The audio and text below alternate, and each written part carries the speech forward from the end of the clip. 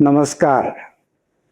T exam करता अथर्व क्लासेसमध्ये मी खनाडे पुण्याहून तुमचं स्वागत करीत आहे. अथर्व क्लासेसमध्ये तुमचं स्वागत आहे. टी एक्झाम आता काही लोक आहेत ते पहिल्यांदाच देत आहेत, काही लोक दुसऱ्यांदा तिसऱ्यांदा देत आहेत. काहींचा अभ्यास जस्ट सुरू केला आहे, काहींचा अभ्यास बराच झालेला आहे. तर असे दोन्ही प्रकारचे आहेत. तर टी एक्झामचं तुम्हाला माहिती आहे महत्त्व की टी एक्झाम पास होणं हे आवश्यक झालेलं आहे. तुम्हाला परमनंट होण्याकरता आणि प्रमोशन करता टी एक्झाम अनिवार्य आहे. आणि म्हणून टी एक्झामचं टेन्शन येणं हे साहजिक आहे. टी एक्झामचं टेन्शन हे थोडं असणं हे आवश्यकच आहे, कारण टेन्शन असल्याशिवाय अभ्यास होत नाही. पण फार जास्त टेन्शन घेऊन त्याचा फायदा होणार नाही. म्हणजे आता समजा तुम्ही खूप टेन्शन खाली आहात तर तुमची कंडिशन अशी आहे. तुम्हाला हे बदलायचं आहे. तुम्हाला याच्यावरून या स्माइलिंग फेसवर जायचं आहे. तुम्हाला ही एक्झाम, याचा प्रवास, अभ्यास हे एन्जॉय करायचं आहे. म्हणून मी म्हणतो की टी एक्झाम म्हणजे टीचर्स एन्जॉय द टीचिंग. हा आपला 40 दिवसाचा प्रवास आहे. 40 दिवसावर एक्झाम आली आहे. 40 दिवसाचा जो प्रवास आहे हा तुम्ही एन्जॉय करायला पाहिजे. अभ्यास करायचा आहे, अभ्यास करायचा नाही असं नाही, पण अभ्यासाबरोबर हा अनुभव आहे हा आपण एन्जॉय करायचा आहे. टी एक्झाम मध्ये 2 प्रकारचे पेपर आहेत, पेपर 1 आणि पेपर 2. आणि हे दोन्ही पेपरचं गणित हे आम्ही शिकवणार आहोत. मग आता तुम्ही विचार करा, तुम्ही एवढे व्हिडिओ बघितले, यूट्यूबवर खूप व्हिडिओ आहेत, आणि एवढे सगळे व्हिडिओ पाहिल्यानंतर अजून एक व्हिडिओ कशाला बघायचा? तुम्ही आता बघता आहात हा आमचा अथर्व क्लासचा व्हिडिओ, पण अथर्व क्लास का, हा तुमच्या मनात प्रश्न येणार. त्याबद्दल मी तुम्हाला सांगतो. मी माझ्याबद्दल सांगतो. मी इंजिनियर आहे. मी बी मेकॅनिकल केला आहे. आणि IAS एक्झाम तुम्हाला माहिती असेल तर IAS एक्झाम ची पहिली एक्झाम ही पास झालेलो आहे. दुसरं म्हणजे अथर्व क्लास हा 1998 पासून चालू आहे. जे अथर्व क्लासेस गेली 28 वर्ष medical entrance exam, IIT entrance exam करता यशस्वीपणे कोचिंग देत आलेलं आहे.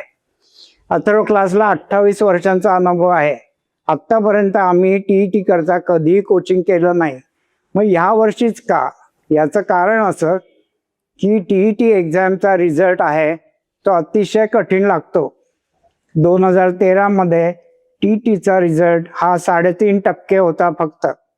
जेव्हा टी एक्झाम ही पास होणं अनिवार्य आहे आणि तुमचा निकाल जेव्हा 4%, 5% लागतो, तेव्हा असं कोणीतरी मदतीला येणं आवश्यक आहे की जो टीचा निकाल मुलांचा चांगला लावेल. आणि ती जबाबदारी आम्ही घेतली आणि म्हणून यावर्षी पहिल्यांदा टी करता आम्ही कोचिंग देत आहोत. या टी कोचिंग करता आमचे प्राध्यापक गेले 6 महिने या टी एक्झामचा पॅटर्न आहे त्याचा अभ्यास केलेला आहे.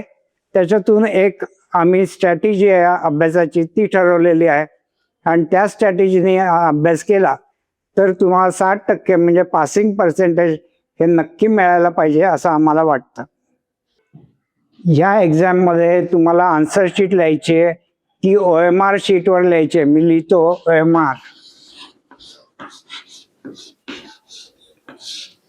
OMR शीटवर तुम्हाला लिहायचे. मी तुम्हाला खात्रीने सांगतो की प्रत्येक विद्यार्थ्याचे कमीत कमी 5 मार्क चुकीचे OMR शीट भरल्यामुळे जातात.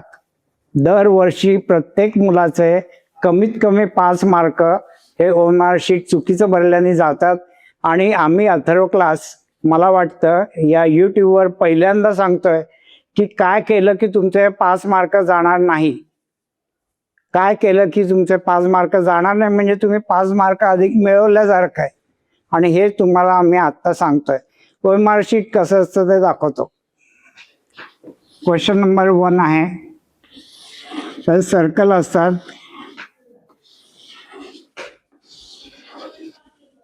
हा ए ऑप्शन आहे, हा बी ऑप्शन आहे, हा सी आणि हा डी ऑप्शन आहे. आता हे तुम्हाला पेनाने भरायचे असतात. म्हणजे एकदा तुम्ही पेनाने समजा एला मार्क केलं आणि नंतर तुम्हाला वाटलं की बी आन्सर आहे आणि तुम्ही बीचं सर्कल फिलअप केलं, तुम्हाला 0 मार्क मिळतात. तुम्हाला 0 मार्क मिळतात याचं कारण कॉम्प्युटर आहे तो याला 2 आन्सर्स केली मार्क असा अर्थ काढतो. कॉम्प्युटरच्या दृष्टीने तुमची 2 आन्सर आहे ए आणि बी आणि म्हणून तुम्हाला 0 गुण दिले जातात. दुसरा नियम, तुम्ही सर्कल भरताना हे नेहमीच्या चुका आहेत मुलांच्या की आता हे सर्कल भरलं, या सर्कलमध्ये इथं गॅप आहे, इथं गॅप आहे, तेव्हा कॉम्प्युटर तुम्हाला 0 मार्क देणार. सर्कल भरताना व्यवस्थित भरायला पाहिजे, जर गॅप असेल तर 0 मार्क मिळतात. तिसरी गोष्ट आहे, तुम्ही सर्कल भरताय आणि सर्कल भरताना तुमचं थोडंसं बाहेर गेलं, असं बाहेर गेलं तर तुम्हाला 0 मार्क मिळतात. हा तिसरी गोष्ट आहे. चौथी गोष्ट काय होते की तुम्ही एखाद्या पेनाने सर्कल भरलं, हे सर्कल भरलं आणि तो कागद आहे तो गव्हर्नमेंटचा कागद असतो, चांगल्या क्वालिटीचा कागद नसतो आणि ही शाई आहे ती तुम्ही आन्सर दिल्यानंतर पसरते. ही शाई पसरते तेव्हा तुमचं मार्किंग आहे ते सगळं सर्कलच्या बाहेर जातं. सर्कलच्या बाहेर गेलं की तुम्हाला 0 मार्क मिळतात. या अशा गोष्टी आहेत. अजून एक म्हणजे महत्वाची चूक, म्हणजे 3, 4, 5 असे क्वेश्चन आहेत आणि हे सर्कल आहे, तिथं असे सर्कल असतात आणि मुलं आहेत ते सर्कल भरताना इथं हात ठेवतात आणि सर्कल भरतात. अशा वेळेला या हाताची इम्प्रेशन ही इथं येतात. असं समजा या हाताचं इम्प्रेशन असं इथं आलं आणि या प्रश्नाला तुम्ही हा बी ऑप्शन उत्तर दिलं तर कॉम्प्युटर असं धरतो की तुम्ही 2 उत्तरं दिली, तुम्हाला 0 मार्क मिळतात. मग तुमचा हात आहे तो असा ठेवलेला आहे आणि ती उभी लाईन गेली, ती उभी लाईन गेली, समजा 4 प्रश्नाकरता गेली तर 4 प्रश्नांना तुम्हाला 0 मार्क मिळतात. हे नियम आहेत, हे कुठल्याही क्लासमध्ये बहुतेक वेळेला सांगितले जात नाही. आम्हाला 28 वर्षाचा अनुभव आहे की अशा चुका होतात, कारण आमच्याकडे OMR सॉफ्टवेअर आहे, आम्ही स्वतः स्टडी केलेला आहे आणि या कोर्समध्ये आम्ही तुम्हाला शिकू की OMR शीट कसं भरायचं की तुमचा एकही मार्क कट होणार नाही, म्हणजेच तुम्ही 5 मार्क अधिक मिळवाल. या गोष्टी करता तुम्ही नक्की ॲप्रिशिएट करावं आणि आमच्या या व्हिडिओला लाईक करावं अशी माझी विनंती आहे. आता आपण गणिताकडे वळू. आता मी म्हणालो तुम्हाला की आपण गणिताच्या पहिल्या चॅप्टरला सुरुवात करीत आहोत. पहिल्यांदा काय आहे तर गणितात पहिलं म्हणजे पाढे-पाठ पाहिजे. अगदी फार जास्त नाही, पण 1 ते 10चे पाढे हे आपले पाठ पाहिजेच. 10च्या पुढचे 20 पर्यंत पाठ असतील तर चांगलीच गोष्ट आहे, पण ॲटलिस्ट 10 पर्यंतचे पाढे हे पाठच असायला पाहिजे. पाठ नसतील तर पाठ करून टाका. आता मी तुम्हाला सांगणार आहे की वर्ग कसा काढायचा. वर्ग म्हणजे काय की समजा 4 या संख्येचा वर्ग काढायचा आहे, तर 4 या संख्येला त्याच संख्येने गुणलं तर जी संख्या येते तिला 4चा वर्ग म्हणतात. म्हणजे इथं 4 चौक 16 असा वर्ग काढायचा आहे. तर 4चा वर्ग, 5चा वर्ग हे तर तुम्हाला माहितीच आहे, पण मोठ्या संख्येचा वर्ग कसा काढायचा हे मी तुम्हाला शिकवणार आहे. त्याच्या आधी आपण बघू की 5चा वर्ग 25, 6चा वर्ग 36, 7चा वर्ग 49, 8चा वर्ग 64, 9चा वर्ग 81, 10चा वर्ग 100. आता इथं हे ऑब्झर्व करा, हे 5 4 झाला, 3चा वर्ग 9 आणि 2चा वर्ग 4. या सर्व नंबर्समध्ये एकक स्थानी कोणता नंबर ते बघा. आता 2चा वर्ग आहे, 4 हा नंबर एकक स्थानी आहे, 3चा वर्ग आहे, 9 हा इथं एकक स्थानी, इथं 16 मधला 6 हा एकक स्थानी. तर हे तुम्ही ऑब्झर्व करायचं की एकक स्थानी कोणता नंबर येतो. इथं 6 आलाय, इथं 5 आलाय, इथं 6 आलाय, परत इथं 9 आलाय, इथं 4 आलाय आणि इथं 1 आलाय आणि इथं 0 आलाय. हे लक्षात ठेवा, हे आपल्या पुढे उपयोगी पडणार आहे. आता समजा तुम्हाला 11चा वर्ग काढायचा आहे, तर ही मेथड आहे, ही समजून घ्या. 11चा वर्ग काढायचा आहे तर याचे 3 भाग करायचे, 1, 2 आणि 3. आता एकाचा वर्ग हा 1 येतो आणि या 1चा वर्ग 1 येतो, हे इथं लिहिलं. आता मध्ये कोणती संख्या लिहायची, तर 1 गुणिले 1 गुणिले 2 म्हणजे 2, म्हणून 11चा वर्ग 121. अशा प्रकारे आपण 11चा वर्ग काढलेला आहे. आता 12चा वर्ग बघू.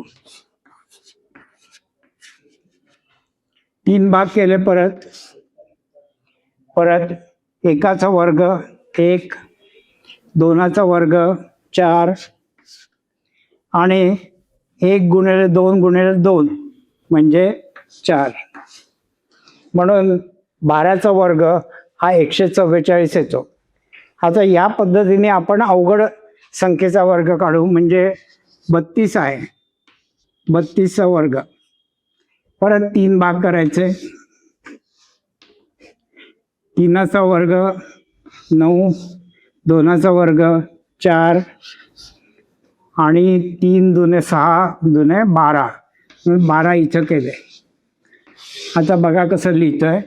आता लक्षात ठेवा अजून एक गोष्ट, एक म्हणजे याच्या खाली एकच संख्या येणार आहे, याच्या खाली एकच संख्या येणार आहे, हा नियम लक्षात ठेवा. आता इथं 4 आहे, तो 4 इथं लिहिला, हा 2 आहे, तो 2 इथं लिहिला, आणि हा 1 आहे, हा इथं लिहायचा नाहीये, हा 1 आहे, हा इथं लिहा, आणि मग 9 अधिक 1 10, म्हणून 32चा वर्ग 1024. अशा पद्धतीने आपण 32चा वर्ग काढू शकलो. आता याच्यापेक्षा मोठ्या संख्येचा एक वर्ग काढून दाखवतो तुम्हाला. आता 49चा वर्ग, म्हणून परत 3 भाग केले, 4चा वर्ग 16, 9चा वर्ग 81 आणि 9 चौक 36, 36 दुने 72, 72 मध्ये लिहिलं. त्याच्यानंतर नियम सांगितला, इथं एकच डिजिट येणार, इथंही एकच डिजिट येणार, आणि बाकीचे सगळे डिजिट आहे पुढे येणार. आता इथं 1 आहे, हा मी इथं लिहिला 1, हा 8 आहे, हा मी इकडे घेतला, आणि मग 8 आणि 2 2 10, 0 आला, 1 इथं आला.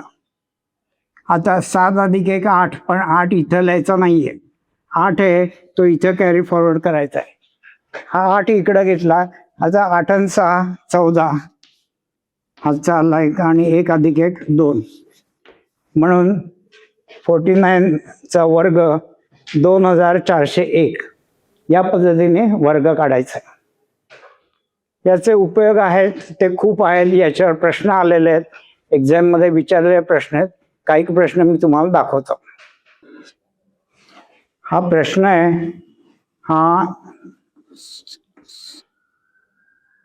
2021 मध्ये आलेला आहे, पेपर 2 मध्ये आलेला आहे. याच्यात काय दिलेलं आहे यांनी, की हे डिस्टन्स, हा चौरस आहे आणि हे 20 सेंटीमीटर आहे, हे सर्कल आहे आणि हा शेडेड पोर्शन आहे. तर त्याने विचारलंय शेडेड पोर्शनची किंमत किती असेल. तर हा काय आहे, हा चौरसाचा क्षेत्रफळ वजा सर्कलचं क्षेत्रफळ, म्हणजे हा चौरस आहे 20 आणि 20, म्हणजे त्याचा क्षेत्रफळ झालं 400, आणि मायनस सर्कलचा πr². आता याची त्रिज्या किती आली, त्रिज्या आहे ही 10 आली, 10 सेंटीमीटर, म्हणून इथं 400 मायनस पाय आणि याचा स्क्वेअर 100. मग पायची व्हॅल्यू अशी येते 3.14. म्हणून हे 400 वजा 314. मग 400 वजा 314 म्हणजे 86 उत्तर आलं. म्हणून उत्तर आलं 86. हा पेपर 2 मध्ये विचारला गेलेला प्रश्न आहे. हा वर्गावर आधारित प्रश्न आहे, अतिशय सोपा आहे. असा प्रश्न आहे किंवा सर्कल काढतील आणि सर्कलच्या आतमध्ये स्क्वेअर काढतील आणि विचारतील की हा शेडेड एरिया काय आहे. तर अशा प्रकारचे प्रश्न असतात. आता आपण हा प्रश्न बघू. 89चा वर्ग किती हा एक्झाममध्ये विचारला गेलेला प्रश्न आहे. याच्यात ऑप्शन दिलेत, हे 4 ऑप्शन दिलेत. हा प्रश्न हा खूप सोपा आहे. याच्यात फक्त ॲक्च्युली आपल्या वर्ग काढायचा नाही आहे. आपण हे बघायचं की हा डिजिट आहे, हा 9 आहे. याचा वर्ग केला तर एकक स्थानी 9चा वर्ग येईल. 9चा वर्ग 81, म्हणजे 81 मधला एकक स्थानी 1 येणार. म्हणजे आपला स्क्वेअर आहे किंवा वर्ग आहे त्याच्या एकक स्थानी 1 जर असेल तर ते आपलं करेक्ट आन्सर आहे. आता या 4 ऑप्शनमध्ये एकाच ठिकाणी एकक स्थानी 1 आहे आणि म्हणून हे आपला आन्सर आहे. आता पेपर 1 आहे, ही सोपी परीक्षा आहे मॅथ्सची, त्याच्यात अशा प्रकारचे प्रश्न येतील.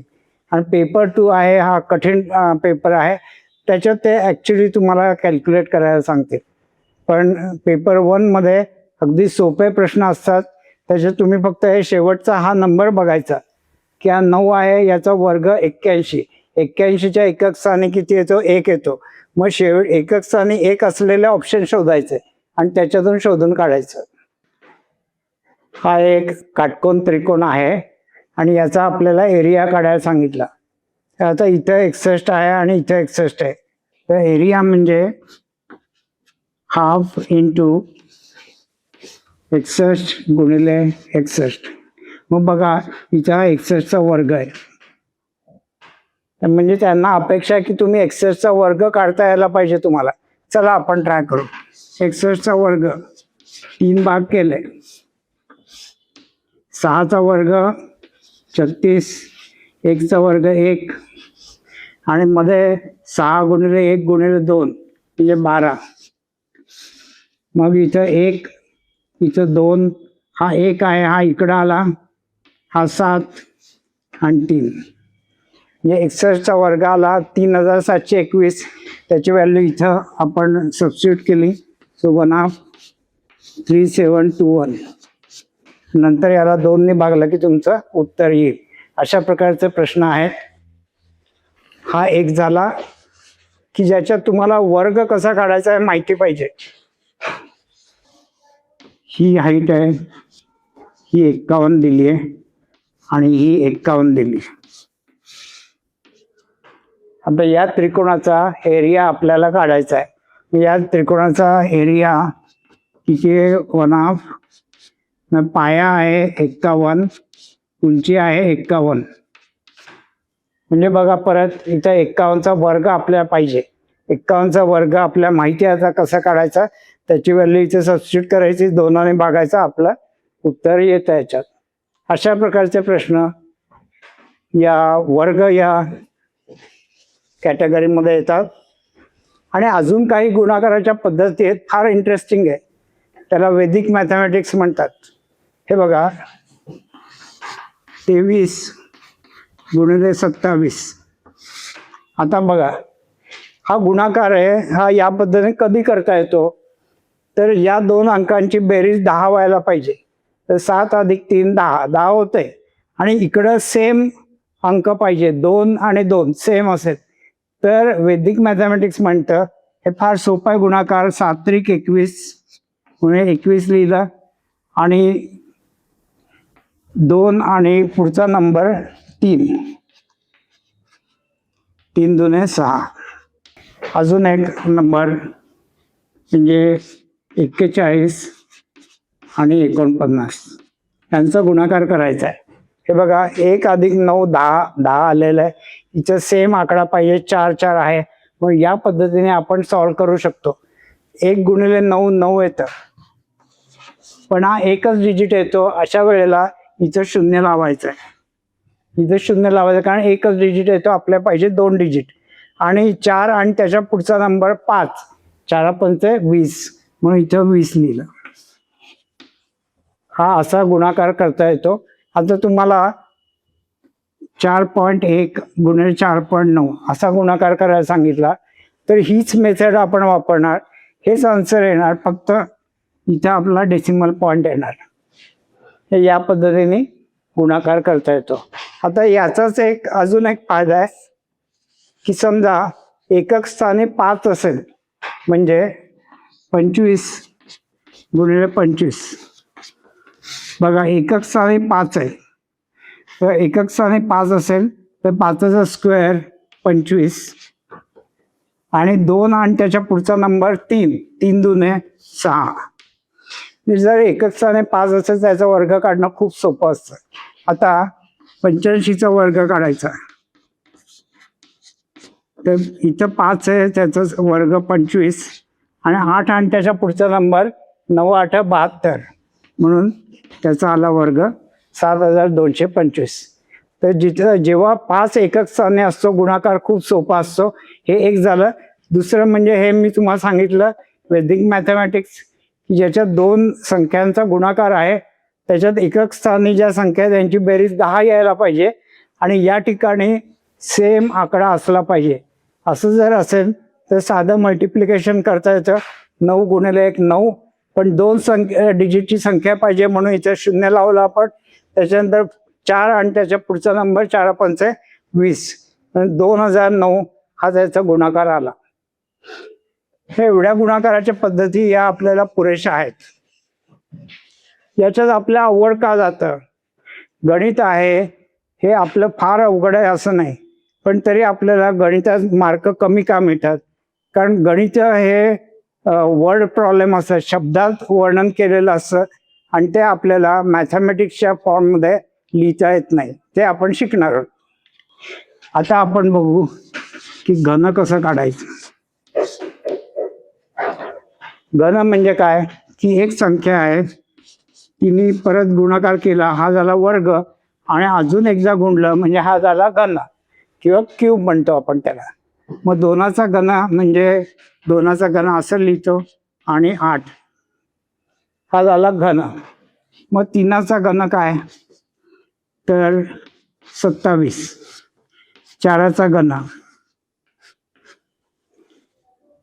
हा 16 गुणिले 4 64. अशा प्रकारे आपण 5 6 7 8 9 10 पर्यंत घन आपले पाठ पाहिजे. हे 10 पर्यंत लिहून काढा आणि ते लक्षात ठेवा. पण आता मी तुम्हाला शिकवणार आहे मोठ्या संख्येचा घन कसा काढायचा हे शिकवणार आहे. बघा आता 11चा घन काढायचा आहे. 11चा घन काढायचा आहे. परत मी असं केलं, इथं एक नंबर आहे, इथं एक नंबर आहे, इथं एक नंबर आहे आणि इथं एक नंबर आहे. 4 ठिकाणी नंबर आहेत. बघा एकाचा घन 1 म्हणून मी लिहिला इथं 1. या एकाचा घन 1 हा लिहिला इथं. आता इथं काय लिहायचंय बघा, लक्ष द्या की याचा स्क्वेअर करायचा गुणिले हा नंबर. एकाचा स्क्वेअर 1 गुणिले 1 म्हणजे हा 1. त्याच्यानंतर याचा वर्ग करायचा, 1चा वर्ग 1 गुणिले 1 म्हणजे 1 आला. आता हे जे 2 नंबर आहेत यांना डबल करायचं, 2ने गुणायचं, म्हणून 2 गुणिले 1 2, 2 गुणिले 1 2, आणि आता बेरीज करायची. मग एकाची इथे सिंगल डिजिट 1, नंतर इथं 1 अधिक 2 3, 1 अधिक 2 3, आणि हा 1 हा 1, म्हणून 11चा घन 1331. या पद्धतीने आपल्या काढता येतो. अजून एक करून दाखवतो मी. आता आपण 12चा घन काढू. परत 3 भाग केले. आता एकाचा घन आहे 1 येतो, 2चा घन आहे तो 8 येतो. आता याचा स्क्वेअर 1 येतो, 1 गुणिले 2 2 येतो. याचा वर्ग केला 4 आला, 4 गुणिले 1 4. मी यांचं डबल केलं तर इकडे 4 येणार, इकडे 8 येणार. आता आपण बेरीज करायची. इथं 8 आला, 8 आणि 4 12.